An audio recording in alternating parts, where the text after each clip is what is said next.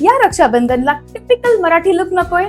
मग ट्रेडिशनला डिच करू नका. Just give it a stylish twist.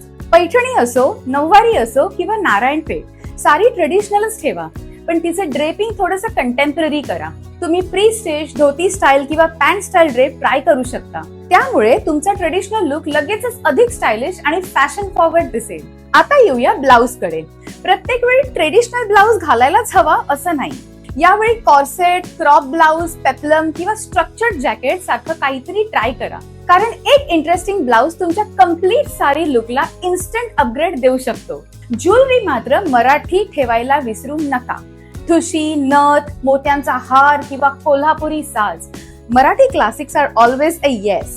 पण एक गोष्ट लक्षात ठेवा, सगळं एकाच वेळी घालायची गरज नाही. कलर्स निवडताना सेफ खेळण्यापेक्षा थोडे रिच आणि फेस्टिव्ह शेड्स निवडा.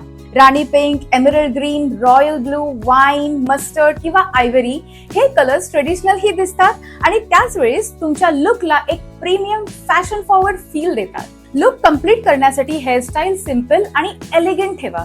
स्लीक बन किंवा सॉफ्ट वेव्स, त्यासोबत डिवी मेकअप आणि फुटवेअर मध्ये कोल्हापुरी किंवा ब्लॉक हिल्स.